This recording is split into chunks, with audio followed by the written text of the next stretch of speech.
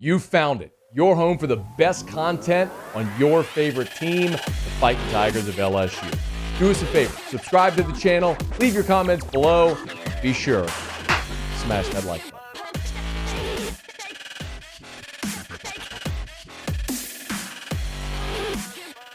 I was literally within the last 30 minutes sitting at my desk in my office, and I pulled up ESPN.com. And Alex Scarborough has a great piece. Actually, if you go to just the front page of ESPN.com, you'll see the header there it's a picture of Dan Bornay from his booth there in Tiger Stadium as the public address announcer. It says, "An out-of-this-world experience, the mystique of night games at Tiger Stadium." And I of course, went down that rabbit hole, clicked and started reading. And I really got in my feels a little bit ago, y'all. I am really, really envious of all of you today and tomorrow. A lot of people look at all of us who work here and say, man, you have the best job ever. And in many respects, you're right. We do. I mean, don't get me wrong. I am not complaining at all. I get it. I get paid and paid well to talk about sports and teams that I love, and it is an awesome way to make a living. But there is one thing that you sacrifice with this job. And it's not the Twitter trolls or you don't care. Whatever. It comes with it. But there's one thing. You sacrifice a piece of your fandom, because my obligation here every day to my audience, whether you know it or whether you want it or know you want it, is objectivity. And so my job is to do my dead level best every day when I sit here to remove emotion and bias from commentary to give you honest opinions. And I try to do that, and I've tried to do that for a long time. But sometimes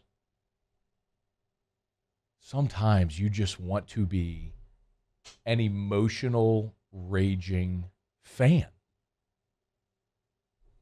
And I don't get to do that tomorrow, and all of you do. And for that, I'm extremely envious, because tomorrow is going to be a day like in this story that Alex Scarborough wrote about Dan Bornay, that Dan Bornay tells about being a young boy in the 1950s living in Thibodaux and his aunt taking him to Tiger Stadium for the first time, and the mystique of the place. I want to be very clear, y'all, and I've said this so many times now. Tiger Stadium isn't what it was all the time. No place is anymore. It's how societally and culturally we have evolved. The home viewing experience is so good. Stadiums expanded, and now they're oversized and overpriced for what people are willing to give, because they can watch and have a better experience at home. When LSU played Southern, that wasn't a great environment. When LSU played New Mexico, that wasn't a great environment. When LSU played Mississippi State, that's not a game 100 years from now anybody's going to remember. But when LSU played Alabama in 2012, the result isn't what we wanted. One of the most epic nights in Tiger Stadium. When LSU beat Georgia in 2003, when LSU beat Auburn in 2001 to punch their first ever ticket to the SEC championship game, people will tell you about beating Florida in 97 or Auburn in 88 on the earthquake game. Got still fans that talk about losing to USC in 1979, the night the clock stopped, Billy Cannon's run. You know the history. But you have to have the backdrop for the opportunity to create that lifelong memory. And tomorrow, the stage is set for the possibility. And it doesn't always work out. The stage was set in 2016. And LSU lost 10-0. We got our hopes up in 2018. And LSU lost 29-0 that day. So it doesn't always work out that way. But the possibility of it is what builds the anticipation around the day, which is why this town today has been on fire, and it has been so much fun to see. Driving through campus earlier, you could tell there is an event going on. It's massive what's going to happen tomorrow in Baton Rouge. And those are the types of days upon which LSU and Tiger Stadium and night games in Death Valley have built their reputation. And tomorrow is going to be another one. And I am really, really jealous of all of you that get to go. Go and be a fan and yell and cheer for your team. I've had a lot of people this week say LSU's got a puncher's chance in the game, and I disagree with that completely. I completely disagree with that. Because as someone who likes combat sports, when you hear someone say he's got a puncher's chance, essentially what you're saying is your opponent is better than you in every facet, but you have one trick. Like you have one skill. Maybe it's like you have a heavy right hand. And boy, if you land that heavy right, all the other skill doesn't matter. LSU has more than one trick. Alabama has struggled on the road the last 2 years. We've talked about it. Alabama is 2-5 against the spread in their last 7 road games. They could have lost to Texas. They did lose at Tennessee. Arkansas gave them all they wanted for 3 quarters. Last year, they lost to Zach Calzada. And that was a much better Alabama team a year ago than they are today. Auburn should have beat them if Tank Bigsby stays in bounds. Florida missed a PAT, so they had to go for 2 at the end. Listen, the common underlying theme with all of these, they were all really close. Nobody blows Alabama out. And LSU's not going to blow Alabama out tomorrow. That's not how it goes against that team. He's the greatest coach ever for a reason.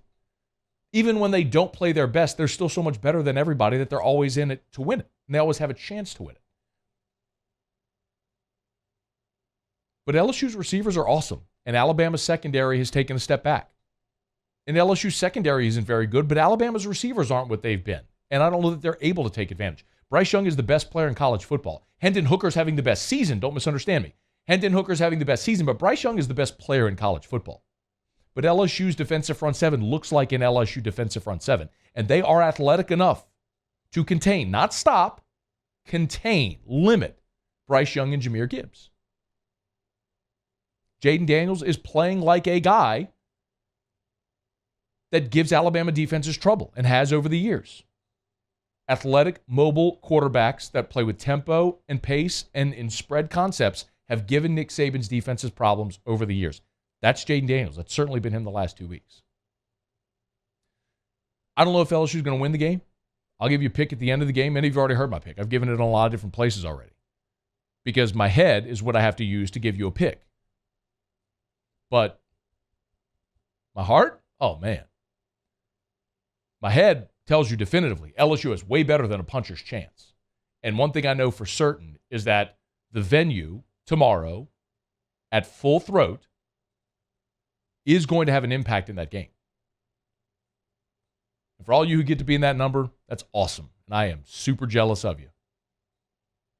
So make it count, because you might be making a memory tomorrow that you'll remember forever.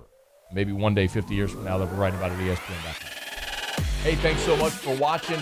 Please leave your comments. I love to interact. And be sure to hit the red subscribe button below.